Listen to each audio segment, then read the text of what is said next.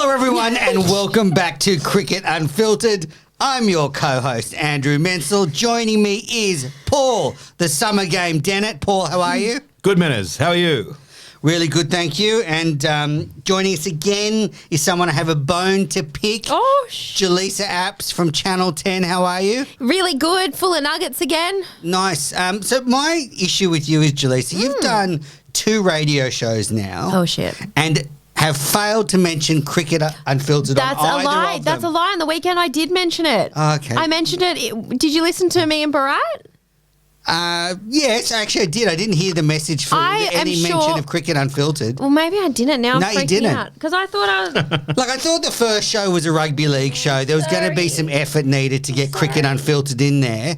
And, you know, you had to force your way into the... Okay, I thought I mentioned it with Barat, but looking back, maybe I actually didn't. Because I did think to myself I was going to, but now I don't know if I did. Yep. So, look, if you're on national radio again, can you please make sure you just slide in some Cricket Unfiltered mentions? What if I do what if it's rugby league, though? Just throw it in there. Just say, look, if you like cricket, listen to my podcast. Okay. Good, thank you. Okay. All right, so listeners, welcome back to Cricket Unfiltered. You've been getting Cricket Daily in your podcast feeds for the past couple of weeks. That's on its own podcast feed now, so search Cricket Daily if you want to listen to that. But it's great to be back with Jelisa and Paul for Cricket Unfiltered. We've got a lot to get through. 2 weeks of headlines, a couple of read and reacts, and then perhaps Jelisa has a can't let it go to finish things off today. Yeah, I do. But let's get into the headlines brought to you by Piccolo Podcasts, and the Sydney Morning Herald and The Age are reporting that Steve Smith, David Warner, Pat Cummins, Glenn Maxwell, Marcus Stoinis, Jai Richardson and Kane Richardson are all expect to miss the upcoming white ball tour of the West Indies, and there's also supposed to be an unconfirmed leg in Bangladesh. And Tim Payne was speaking to the media earlier this week, and he said that you just have to understand that some of these players have done quarantine, 5, 6, 7 times already, and that's a lot of time in a hotel room by yourself. So I actually don't have a problem with players pulling out of this tournament. Me neither. I think that I couldn't criticise anyone for having gone through 14 or 15 weeks of hotel quarantine. That would be really awful. I think I'd like to do it once, just 2 weeks of hotel quarantine. I think I'd for the first few days I'd love it. The mini bar, there's the room service, but I reckon once you've done it once, doing it the second time and third time, there'd be a real sense of dread, I reckon. Yeah, I agree with you. I think I've got this slight... I wouldn't mind doing it once, even though I'm quite claustrophobic, just because, when you think to yourself, geez, if I went to jail, I'd get really ripped. Like if I had nothing, like if I had nothing else to You'd do. be doing push-ups and What if sit-ups and imagine chin-ups. if I did 2 weeks with no Maccas. Oh, well, I think Although I think you can get Maccas. you would be eating tons of nuggets if you're in hotel Yeah, for 2 exactly. weeks. But imagine if... Anyway, yeah, in conclusion, I don't blame them. Maybe what you actually need to do is get sent to jail, just not I'm scared. for a minor crime, just for 2 months. No, but I want to be sent for a major crime, so people are scared of me. I don't want to be sent for some parking ticket I didn't pay. I'm nervous now. Get murdered in my studio. But in a boost for Paul Dennett and for cricket lovers around Australia, and it just goes to show it doesn't matter how old you are, because Dan Christian has been called up to the Aussie squad as a possible replacement for the tour of West Indies, along with Ben McDermott, Cameron Green, Ashton Turner, my man Wes Agar, and Nathan Ellis. So I love all those call-ups, and apparently Dan Christian and Ben McDermott have actually had to come back from the UK from their county stint. So they're quarantining here to be in a position to then leave to go to the West Indies. Yeah, poor old Knott's Outlaws. Dan Christian has led them brilliantly in recent years, so they've lost his services. But it's great for Australian cricket. And Trevor Holmes' quotes, he was saying things like, Christian's playing arguably the best cricket of his career. They're almost the sort of quotes that you think, he's not there to fill up the numbers. They may actually be considering taking him to these tours and then to the World Cup, and that would be the best thing, as I've been banging on about. When Australia's 4 for 50 after 7 overs in the World Cup final, you want Dan Christian coming out. He's so calm and so good. And I'm really happy as well that Ashton Turner and Cameron Green, I'm happy with all of them, but Ashton Turner and Cameron Green are 2 favourites of mine as well. So good news. Nathan Ellis is another former New South Welshman who I think's moved to Tasmania. That's Tasmania, isn't it, Paul? We've done Correct. a couple of games with him. He's a very fine bowler. That's a good call-up. That takes the total squad to 29 before the players pull out. So you would think that'll sort of be peeled back to around 20 by the time they get on the plane to the West Indies. But I want to ask you this question. I'll start with you, Jelisa. So, Smith, Cummins, they're all pulling out of this tour. What if then most of these players, I know Cummins has said he's not going to go back, but what if the other players then went back and finished the IPL in September after taking this break? Would you think that's a problem? No, because I think I would think it was a problem in any ordinary year, but I wouldn't think it's a problem now because you just got to make allowances. They've signed contracts elsewhere and they obviously didn't think that they'd be doing that at this time. But, no, look, normally it would really piss me off, but it doesn't in this year. Oh, I think I agree with that. And I'd also add the fact that they could point to them playing in the UAE ahead of the World Cup as being the best possible preparation, which I would concur with. So under these circumstances, I'd be okay with it if they did that. Yeah, I just guess for me there's a slight concern that some of these players with the intensity of an IPL that then heads into a World T20, you would think they're going to be both pretty intense. Then they'll be coming back to the Ashes. That's going to be a tough slog for the multi-format players. But yeah, it's hard to argue with it because you're right, it's such a strange year, but still... Yeah, I don't see a lot of them. To me, there's a feeling that the IPL had their chance. They friggin' stuffed it up. But that's not Bad the players' luck. fault. Yeah, but the players can say we're not coming back. Yeah, but then they miss out on a lot of money that That's they true. might have mortgaged their house and Yeah, that's true. It's not my money. build another rumpus room, A fifth story on Warner's house or something. Yep, another pool. How do you feel about when's it going to be that the IPL is going to add 2 more teams and add, I think, 2 weeks or 3 weeks to the competition and maybe start it in March soon? So it's only going to get bigger. Yep, that's true. What happens if they don't go? Because there'll be players all over the world that some won't go. Do they do a redraft? Or Yeah, I think they'll do a recalibration of the squads. I think similar to what they did in the Pakistan Super League, where they did another draft for replacement players. I like watching that. Good, yeah, go for it. Thanks. I will. Menace You has do given it. permission. Can't sleep. Watch that.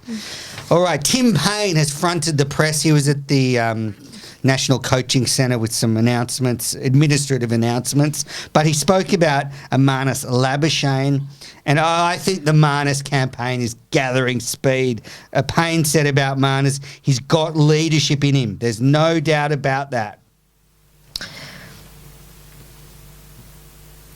I tend to agree. You're right. There wasn't a question there, Paul. I just said that and then stopped talking. Jelisa and I were both, I think, about to speak, and then we both did, and it was kind of... I went in for my hot chocolate, and I think you thought I was speaking. I just said stuff and I hope to get a response. No. I think that Marnus... I think you could be right, Menas, and that the Marnus campaign is gathering steam. If Payne were to play, let's say, a year beyond the Ashes, and then Marnus has put more and more gravitas into his persona, maybe he will just slip into it and he'll eclipse Cummins and take over as the next captain, and we'll stick true to form of having the best batsman in the side as the captain, and I could live with that. All right. Tim Payne also made some comments about Justin Langer. Surprisingly, he said, we are all 100% behind JL and the job he is doing. Would have been strange if he said, we're like 80% behind JL. Yeah. Wow, in news it'll shock no one. But he did say we had a team review at the end of the Indian series, and from Justin to our last player, everyone will get feedback they can improve on. But yeah, I think we're sort of seeing, fortunately, this sort of Justin Langer story go away. Well, I mean, it's going to go away for the moment because they're not really playing any cricket, but it will be all dependent on results. If we lose the Ashes, it won't go away. I think his contract's up in a year anyway, so if we lose the Ashes, you think he'll finish his contract and then Jason Gillespie will take over. Do you think they'll advertise on Seek like Melbourne did? The Renegades job. Yeah. Paul and I should have applied for that job. I know. We all should have as like a trio. Yeah, like we could have done it as a team effort. Yeah. Paul, the stats analysis. I know, I'm so me, the angry. personal motivation stuff. What would you have done, Jelisa? Definitely probably media. And Media managing? Yeah. As the coach? Yep. Or you would have been the spokesman for the team? No. It could have been Spokesperson. media management and also just general good feelings, good vibes manager. Well, I think Paul and I had more chance then because we've actually got roles that we're specifying. Hold on a second, Menace. You're saying that you think that we are in the chance to coach the Melbourne Renegades? No, I'm just saying we would have had more chance if we put an application in Please. than Jaleesa just going, I'll just front the media. No, I would have been in the dressing room pumping them up. I'd Yeah, say, see, those are not the vibes I would have allowed. obviously, none of us have a chance, but if any one of us had a chance, it's Jelisa. That's true. Thanks, Paul. It's true, though. All right, let's head overseas and find out what's happening to the Australians who are scattered across the UK and the United Arab Emirates.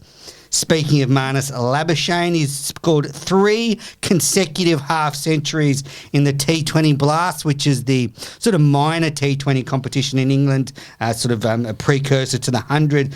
93 not out, 59 and 76, I think, overnight. That puts him as the top run scorer of the competition, and he's just really coming to grips with the T20 game. I reckon he'll make the Australian squad. I mean, in his last innings, I saw he had a strike rate of 145, hit 1-6. So it was pretty impressive, but not absolute power hitting. I'd be quite happy for him to be in the squad. What do you guys reckon? I don't think there's any room for him in the team. Whether he's in the squad, maybe, but I just think we've got so many top order players. It's the lower middle order players. It's like a Christian that we really need in the team. Yeah, I have to agree. But I certainly think I don't have any real strong feelings either way, though. good for a podcast. Keep that. All right. Well, I just don't. Fine. I like your honesty. It's not swaying me. Also in the T20 Blast, Darcy Short's over there, Josh Inglis, Travis Head are all playing.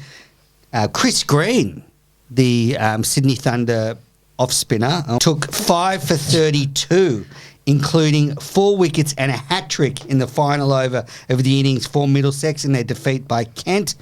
So he's doing very well. Unfortunately, Peter Siddle has had to cut short his stay in England and has come home for personal reasons. So he was playing for Essex over there, and he's had to come home. He also joins Billy Stanlake and Sean Abbott, who've both had to return from the UK. Billy Stanlake with a stress fracture in his back, which is a real disappointment, and Sean Abbott with a grade 2 hamstring tear. So they are heading back, and they'll have to... Well, they're pretty serious injuries, especially Stanlake's. Now, in the UAE, the Pakistan Super League has kicked off again since our last podcast, Jelisa. I'll give you that login. Yeah, Sorry, I why? I'm shouldn't have still said waiting. that. Oh, sorry. I'm waiting for your log. This is how that's a retraction. No, this is how we're going to end up. up in jail. We're going to be Yes. so hot once we're ripped in jail That's it. for sharing logins. Stealing a Pakistan Super PSL login. What are you in for? I murdered someone. What are you in? I stole a Pakistan. I shared my Tap Mad login. I stole a Pakistan Super League login, but now I do like 50 sit-ups a day. And that's 50 more than I've ever done in my life. But the blast is going well. I've watched every game. So Tim David, the Hobart Hurricanes all-rounder, who actually made quite an impression last year for the Hurricanes. He's doing very well for Lahore. He hit 64 off 36 in his second innings for them. So good to see him getting some experience. James Faulkner, 8 wickets in 3 games. Get him in the side, straight into the squad for the World Cup. What do you reckon? I think I like 2015 him. was an awesome year for James Faulkner, and I don't think he'll ever get near those heights again. Possibly not, but it is good to see him back. And if he keeps on performing like that, you never know. All right, so that's the Aussies in action. Our cousins across the ditch, our little brothers, New Zealand, have beaten England 1-0 in their first series win in England since 1999. It was a 4-day thrashing at Edgbaston, which I have to say, Edgbaston is not the fortress it once was for England. They've lost, the last 2 test matches there, this one and then the one to Aussies in 2019. This was a good series to watch. I was a little bit disappointed in the first test that England didn't really go after it in the last day and really, try and claim it, but I thought that was a disappointing way to play. But I thought the series overall was great. But what is going on with? I hate that New Zealand do these 2-game test series. Like, it just irritates me. This would have been a good 5 two test tests series. is not a series. I hate it so much. But Jelisa, they're so common now. They're going to become more and more. I know, and I know New Zealand love them. Get over it. I don't think New Zealand love them. I just don't think they get offered anything further. That's the most... Which is disappointing, because this could have been really, like, a good, 5 test series. Yeah, I think we should remember, though, this is a bit of a bonus series. New Zealand were there preparing for the World Test Championship, so they kind of squeezed it in.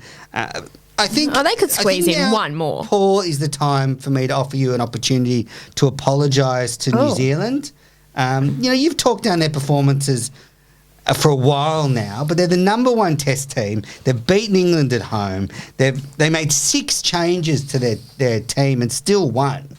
Would you like to apologise to our friends across the ditch? Thank you, Menas, for the opportunity. I really appreciate that. Yes, I am sorry for saying that I thought that England would thrash them in this series, and for the fact that they're probably a bit of a soft number 1 because they've won so many games at home. I still stand by those things, but I am sorry for saying them. And I think that there's every chance they'll beat India in the upcoming World Test Championship final. I think that's going to be a cracker. So I was probably a bit harsh on them. That's true. I thought your apology was bad to be like, I'm sorry, New Zealand, that you're so bad. That's what he was thinking. I was really interested in this, and I'm really interested to see how they go against India, because if we played New Zealand tomorrow, I actually think they'd get us. I think it depends where we played. Yes, it does. And the problem is, the Kiwis have a massive inferiority complex against the Aussies. There's just something in their DNA. When they come up against us, they just can't perform. I think they've won 1 test in 40 years, I heard. And that was at Hobart. I'd love to see Warner's second test match. Yeah, I'd love to see them go up for Australia and New Zealand to go against each other right now, though, because their batting just runs so deep. But that's something Jim Maxwell was saying. It's this huge opportunity missed by Cricket Australia while there's been a sort of shortage of international cricket not to play a test series against the Kiwis. Definitely. Yeah. We should play them more. And it's not quite 1 in 40 years. They've done a little bit better than that. But the other thing was, last time they were out here, what did we do to them? We said, you can play the first test on the bounciest wicket in the world in Perth. They had no preparation. They flew 5 hours worth of time zones across. They'd played a previous game on a flat wicket at Hamilton. It's a day-night test in Perth against the fearsome Australian bowling lineup. And you couldn't really expect them to do all that well under those circumstances. Next time we have them out here, we need to give them proper warm-ups. What was it the time before where they had that ridiculous game where it was 1 for 500 at Blacktown? We've got to give them an actual chance of doing well in Australia. How do you think we'd go in New Zealand, though, if something was played tomorrow? I think we'd win. Do you? Yeah. We tend to win over there, and I think that they'd give it a good run for things. But ultimately, despite what I said before, they did absolutely get thrashed the last time they were out here. Under their conditions, they'd be a lot more competitive, though, it's true. But I still think the Australian bowling would be pretty hard to deal with in New Zealand. My problem is, though, sometimes and I think we saw this against India, when our bowling's not working, we don't have much else. Like, their batting runs really deep, whereas we don't really have that still. No, not at all. I mean, we're still waiting to fill those gaps around Warner, Smith and Labuschagne. I think, though, the talk in Australia about England are looking so bad ahead of the Ashes, I think it's way too early to start thinking that. I think this series against New Zealand gives little or no indication of how England will go later in the year. The fact that there was a few players resting, and obviously the big one is Ben Stokes. He's a match winner. And I just think England can be a lot better than we saw. Yeah, and I think... Don't they love a rest, England? Their bowling is very good, although it hasn't always performed under Australian conditions. But you just look at the figures of their top order. In test matches, I pulled it up. This is their batting lineup at the moment in their test career. So Rory Burns averages 33, Sibley 31, Crawley 29, Root is the exception, 49, Pope 32, Lawrence 30. And the replacements that they've got, they're not that special either. Butler 35, Bairstow 34, Stokes 37, Folkes 32. I heard people talking about David Milan, he's in the mid-30s. That I know it's difficult under English conditions to score a lot of runs, but there's all this talk about, is their technique not right? Is their mindset not right? Maybe they're just not all that good at cricket, the top order for England. They don't have the resources, and I'm a bit flippant about it, but I'll tell you who should be in their top order. They should have Devon Conway, Marnus Labuschagne and Colin Munro in their side. Their recruitment from South Africa has gone astray. The players are going to other countries. Why is Watling, Wagner, Nita, de Grandhomme from Zimbabwe have gone to other places? So I think that's where they're going to struggle. That their batting figures are just not that impressive. What about Jimmy Anderson becoming the most capped English Test player of all time with a whopping 162 Test matches? That is a phenomenal achievement for a fast bowler. Absolutely. Congratulations to him. And his record in the last 5 or 6 years of his career is the best of his entire career. His average has just kept on going down and down and down. It's now about 26 or thereabouts. It's a phenomenal achievement. Didn't have the best series, only took 3 wickets, but didn't bowl too badly. We really are seeing the sort of narrative change around older athletes. And I said it last time we were in here. Phil Mickelson, Tom Brady, Jimmy Anderson, Dan Christian. You keep going. Roger Federer. I mean, all these, almost 40-year-old athletes are still doing it. I don't think you can put Dan Christian and Tom Brady in the same sentence. Well, Tom Brady hasn't won a single T20 tournament in his bloody life. Yeah, when did Tom Brady won the Big Bash? How many Big Bashes? How many Vitality Blasts has Tom Brady won? How many times has Tom Brady been mic'd up and hit 5 sixes in an innings? Have a crack, Tom. What we're saying, Tom, is you suck. You're a pretender. You're a cricket pretender. All right, so that's what's happening in England. As we said, the World Chess Championship final starts this Friday night at Southampton. I am tipping the Indians to run away with this one. I think they are going to win it pretty easily. The Kiwis just can't win finals. They're just physically incapable of winning a final. At this point in the show, I'd like to give you an opportunity to apologise to our New Zealand listeners for your rudeness. I really just don't think they're going to win it. I just think everything points to them winning it, which means they probably won't. No, but to say they don't perform in finals, they virtually won. They tied the last World Cup final. That's performing. They performed on the biggest stage magnificently. I'm really excited for it, but I just still can't get again on board with just, I know it's a grand final of cricket, but I still can't get on board with one test. I think they should do it a grand final series. You've been speaking to Ravi Shastri because he thinks this should be a best of 3 Yes, we text series. a lot. I can imagine. He also said this is the most important test match in history. I agree. Yeah, but I don't know. I just, in cricket, it doesn't, I know what they're trying to do. It's a grand final. I get it. But to me, it's like, well, it's like an NBA series. It's like an NBA final. Just have a series. Yeah. I agree. I mean, the problem with the one test match, you have one bad session and it's all over. Yeah. At the culmination of 2 years, a 3 test match series would be better. The ICC has just come out and said, no, it's not feasible. They can't fit it into the calendar. And I think, come on, guys. Have a crack. You can have a crack. There's 104 weeks in a 2-year period. You can fit it in, I'm sure. You can find it. You'd scrap that second limited overs comp they've come up with, like the Champions League that they've invented for the next cycle, and do a proper series. You're talking about the Champions Trophy? Yeah, they've come up with a new 50-over comp. They just reinstated one that's been in existence for many years. Yeah, exactly. But they're going to play that again in the next cycle. Yeah. And they could scrap that and play a proper final series. I think they don't need to scrap that. I'm sure they could just find a way to fit it in. Anyway, as far as the match is concerned, according to the market at the moment, India 39.6% chance, New Zealand a 33.7% chance, and a draw 26.7% chance. So on that front, it's good that the market is very uncertain as to who's going to win. So that makes for an enticing contest. Prize money's pretty healthy too. If you win the match, just a cool 1.6 million US dollars. Runner up 800,000 US dollars, and if it's a draw, then they split the purse. So that'll be 1.2 million US dollars each. And there is some rain forecast in Southampton, but if the match needs to go into the 6th day, it can, purely to make up for time that was lost for rain. So hopefully we will get a result. I've gone through both sides, my expected starting 11s, and tried to rank them. I've got this little system that I give each side a score out of 200, and regular listeners to this podcast will say, well, that's useless because you're always getting tips that are incorrect. But for what it's worth, they've come out just about dead even. And so I'm going to sit on the fence and say I think that the side will win will ultimately be able to look back on it and say the side won that got the better of the conditions or had a little bit more luck, a few umpires' calls going their way. I think that's how evenly they are under English conditions. If it was elsewhere, I'd strongly favour India. Well, that's it for this week's cricket headlines. We're going to take a quick break, then we'll be back with Read and React and a review from a listener. And I just want to ask you, if you've got a moment, can you share the podcast on whatever social media you use, Twitter, Instagram, Facebook. If you can share Cricket Unfiltered somewhere, that would be great.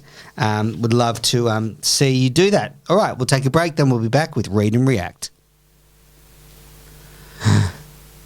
You're listening to Cricket Unfiltered. I'm Menas. I'm with Paul Dennett and Jelisa Apps, and it's Read and React time. There's been a couple of articles from the week that have, well, I think generated a bit of discussion. Do you want to start this one off, Paul, about Robert Craddock's article on Jason Gillespie's unnoticed debut?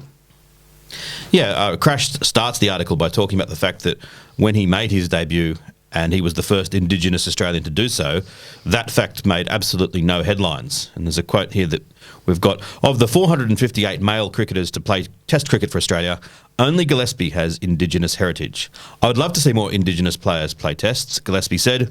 We've seen female Indigenous representation in Tests with Ash Gardner in recent times, and in men's format in the shorter forms of the game with Dan Christian and Darcy Short and Scott Boland, but it would be fantastic to see more.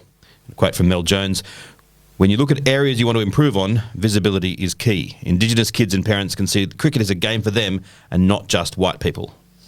Quite incredible that when Gillespie made his Test debut back in '96 against the West Indies, nothing was made of this.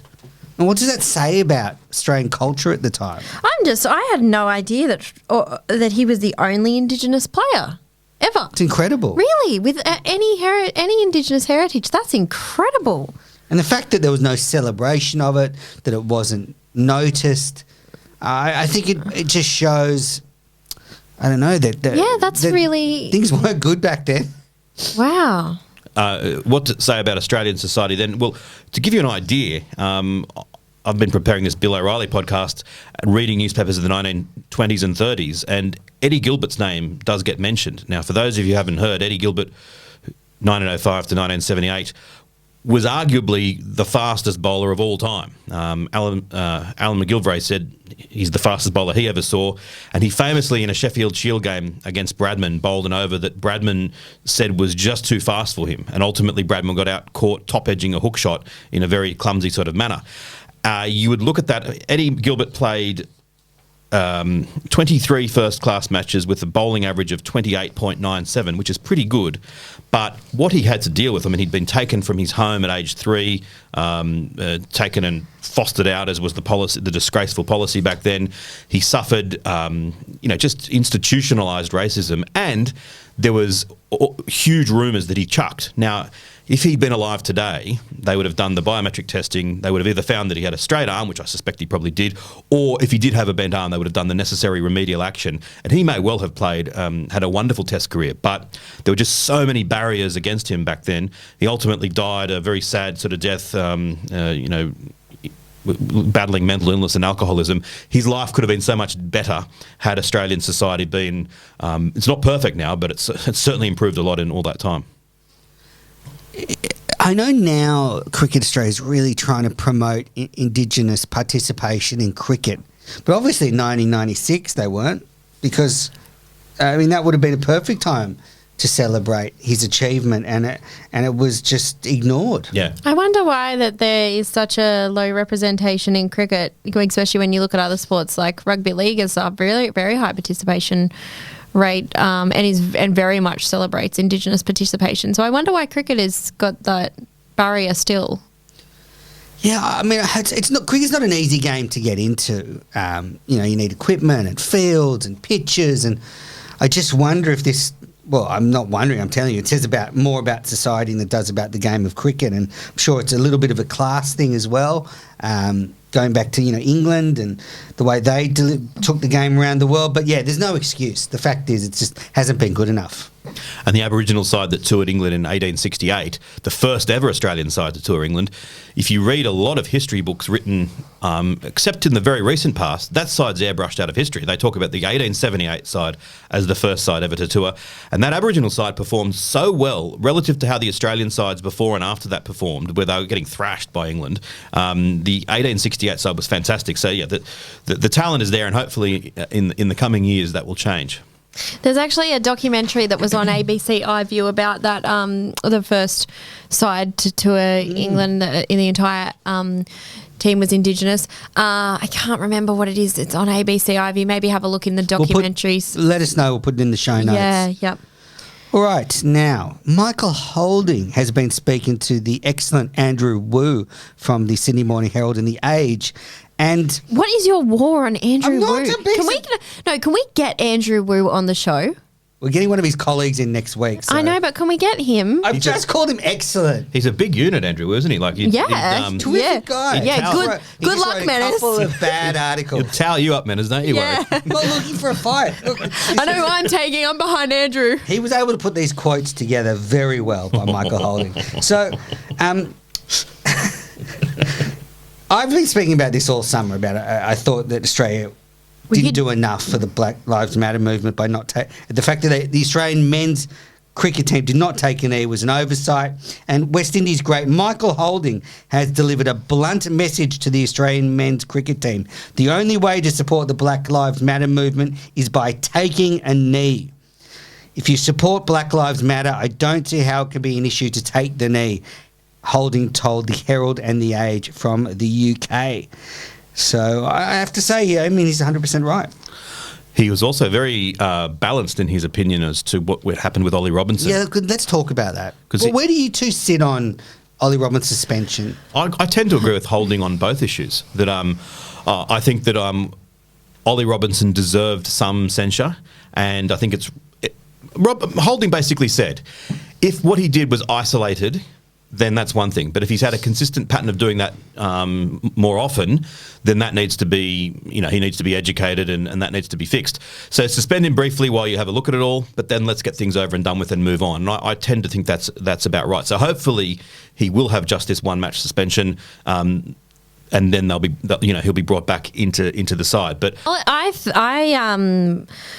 I think the Ollie Robinson issue is difficult, and I would like to remember which journalist wrote it, but I can't quite remember who did. But there was an article written basically saying that Ollie Robinson is copping the fallout for hundreds of years of racism.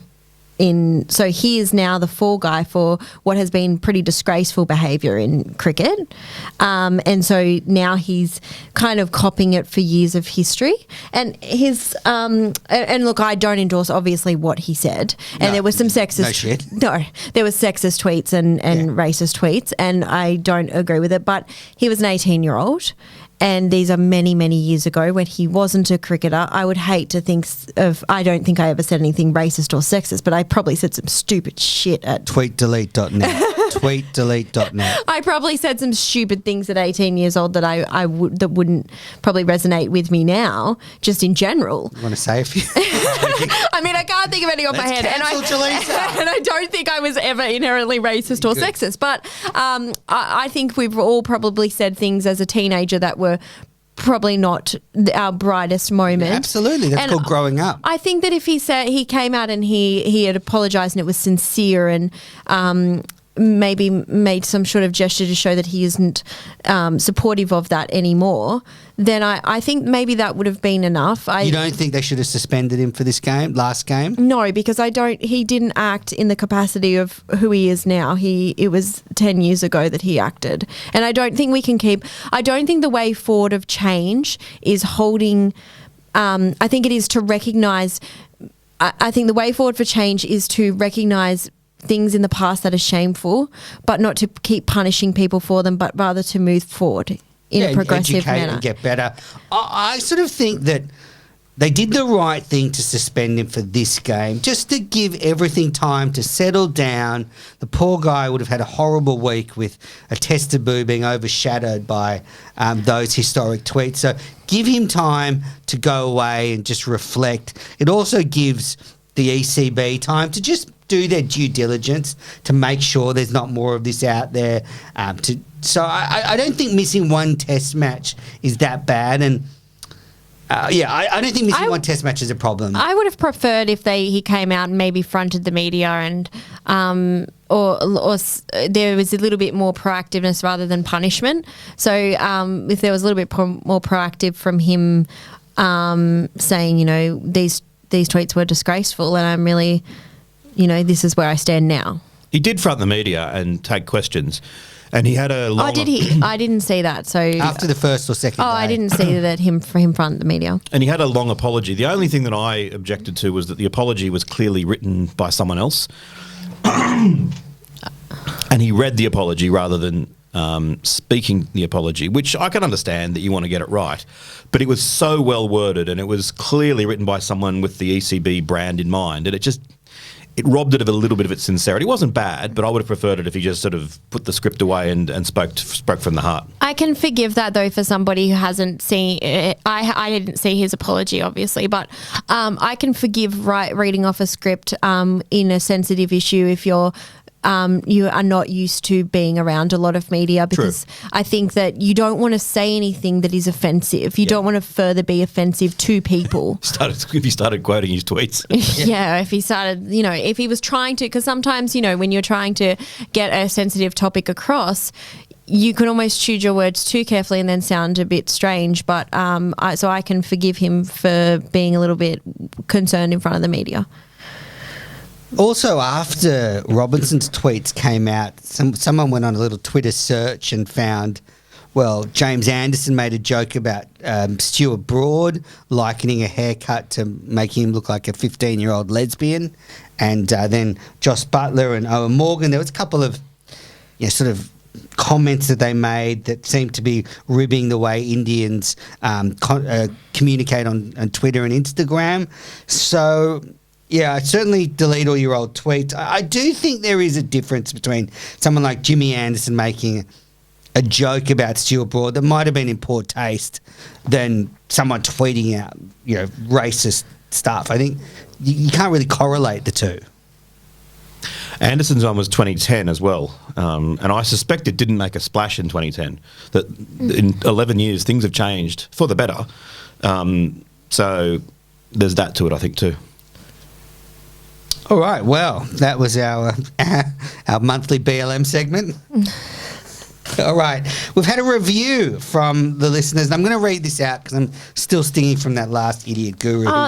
Sorry, hang on. Can I just say something? I dropped my pages before we started the show, and I asked Manners to put them in the correct order for me because they're not numbered this week. And Diva. Look at this. Look at this, Manners. I've got thank you for listening. So, everyone, that'll be the end of the show. Yep. Thanks for listening. You can catch us on Cricket Unfiltered or at Jelisa Apps. Thanks for listening to Cricket Unfiltered. Good sign off, Jelisa. But we've had a review from England. This is from Chiz Bang. 5 stars, great pod. Of all the cricket podcasts out there, this is certainly one of them. But in all seriousness, this is my favourite. Love your work, you three. So thank you, Chizbang from the UK. Thank you very much. This is one of them. All right, we're not going anywhere. We'll take a final break, and then we'll be back with Can't Let It Go, if Jalisa's got one this week. I've got one. I saw you on your phone doing something. No, look, I'm on soccer Twitter today. I did a soccer story today, and now I'm part of soccer Twitter. It's a full-time this show's job. Becoming a soccer show. It's a full-time job, guys. The rights. So the Socceroos will be in action. No, we'll take a final break, and then we'll be back. Go and find us on Twitter, Oz Cricket Pod, AUS Cricket Pod.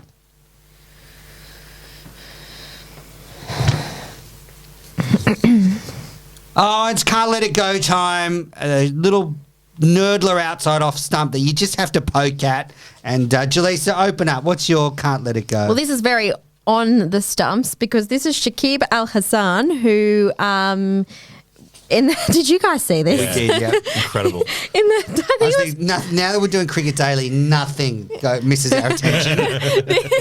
if whoever hasn't seen this at home, honestly, just Google it because it's really quite funny. Obviously, one of the best all-rounders we'll ever see.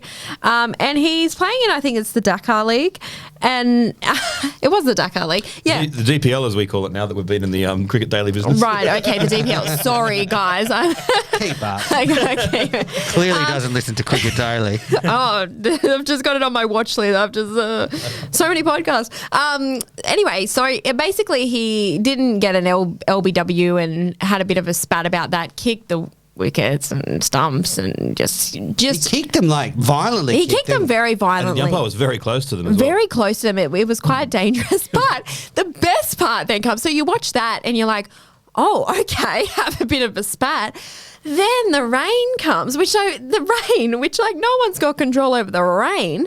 And they're like, all right, covers on, blah, blah, blah. And he just picks up the stumps and he just loses it. It is a child having a tantrum. It is fantastic to watch. It's like wrestling meets cricket.